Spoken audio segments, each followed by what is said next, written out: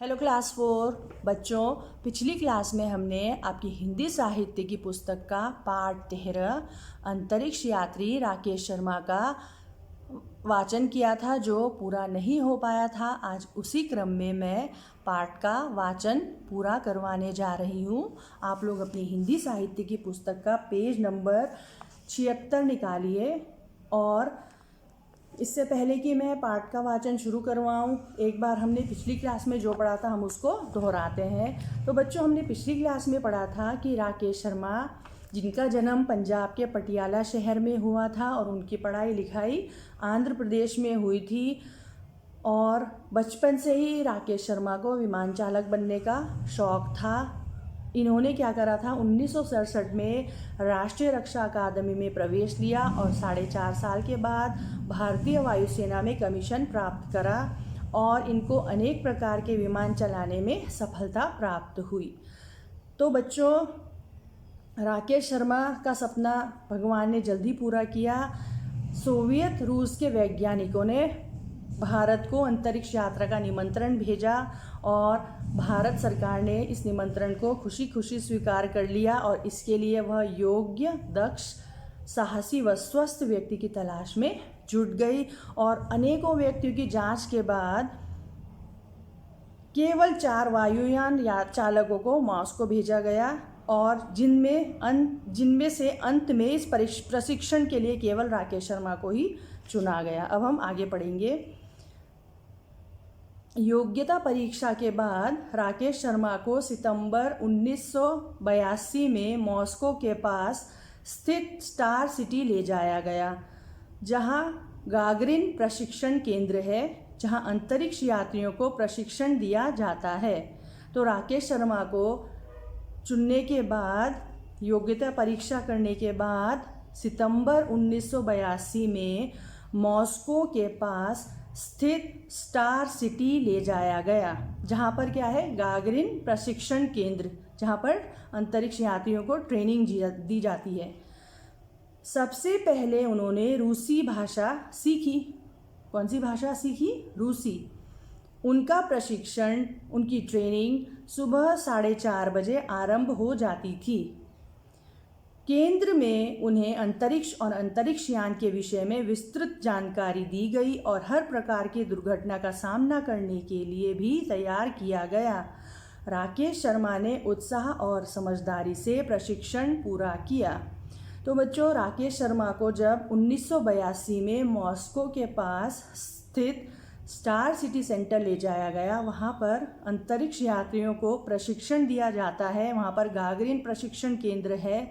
उसके लिए सबसे पहले राकेश शर्मा ने रूसी भाषा सीखी, और उनका जो प्रशिक्षण था, उनकी जो ट्रेनिंग थी, सुबह 4:30 बजे आरंभ हो जाती थी, और उस ट्रेनिंग में उन्हें अंतरिक्ष और अंतरिक्ष यान के विषय में विस्तृत जानकारी दी जाती थी, और हर प्रकार की दुर्घटना का सामना करने के लिए भी तैयार किया जाता था।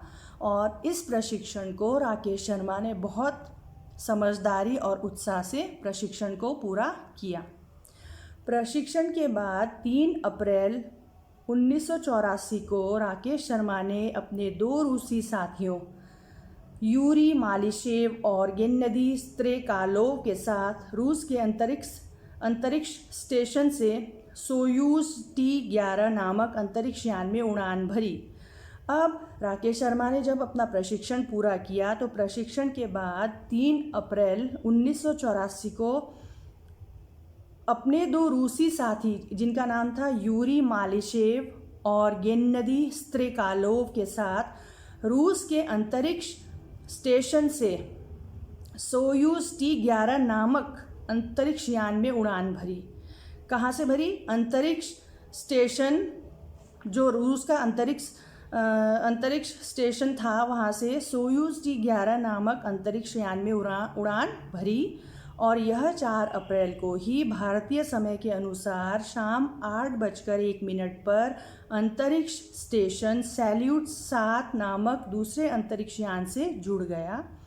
इसमें 3 रूसी अंतरिक्ष यात्री भी मौजूद थे।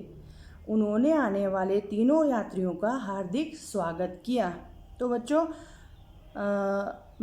रूस के अंतरिक्ष स्टेशन सोयूज T-11 नामक अंतरिक्ष यान में जब राकेश शर्मा ने 2 अन्य रूसी साथियों के साथ, जिनका नाम यूरी मालिशेव और गेन्नदी स्त्रेकालोव के साथ उड़ान भरी, तो 4 अप्रैल को यह भारतीय समय अनुसार 8:01 पर एक दूसरे अंतरिक्ष स्टेशन, जिसका नाम सैल्यूट 7 था, वहाँ पर दूसरे अंतरिक्ष यान से जुड़ गया।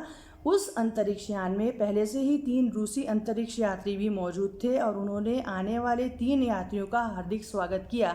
ये 3 यात्री कौन थे? एक राकेश शर्मा, एक थे यूरी मालिशेव और गेन्नदी स्त्रेकालोव। ठीक है। राकेश शर्मा का संपर्क विविध उपकरणों द्वारा पृथ्वी से लगातार बना रहा। विविध उपकरण मतलब अनेक प्रकार के मशीनों से, यंत्रों से धरती या पृथ्वी से संबंध लगातार बना रहा। उस समय की प्रधानमंत्री श्रीमती इंदिरा गांधी ने राकेश शर्मा से पूछा, अंतरिक्ष से हमारा देश कैसा लगता है? राकेश शर्मा ने बेहिचक उत्तर दिया, सारे जहां से अच्छा। अंत में 1 सप्ताह रहने के बाद राकेश शर्मा 11 अप्रैल 1984 को सकुशल धरती पर लौट आए। तो बच्चों, जिस समय राकेश शर्मा ने अंतरिक्ष यात्रा की थी, उस समय हमारे देश के प्रधानमंत्री श्रीमती इंदिरा गांधी थी। इंदिरा गांधी ने राकेश शर्मा से पूछा कि अंतरिक्ष से हमारा देश कैसा लगता है। तब राकेश शर्मा ने बेहिचक उत्तर दिया कि सारे जहां से अच्छा। तो अंतरिक्ष में वे 1 सप्ताह बिताने के बाद 11 अप्रैल 1984 को धरती पर सकुशल लौट आए। इस सफलता को देखकर हम भारतीयों का सिर गर्व से ऊंचा हो गया। इस सफलता के लिए प्रथम अंतरिक्ष यात्री राकेश शर्मा के साथ रूसी यात्री मालिशेव तथा स्त्रेकालोव को भी अशोक चक्र से सम्मानित किया गया। तो बच्चों, जब तीनों सकुशल धरती पर लौट आए तो भारत सरकार ने जो प्रथम अंतरिक्ष यात्री राकेश शर्मा और उनके साथ जो रूसी यात्री गए थे मालिशेव तथा स्त्रेकालोव को भी अशोक चक्र से सम्मानित किया। और उनकी सफलता को देख करके हम भारतीयों का सिर गर्व से ऊंचा हो गया। आधुनिक भारत के इतिहास में इस व्यक्ति का नाम हमेशा के लिए अंकित हो गया। अंकित हो गया मतलब लिखा गया।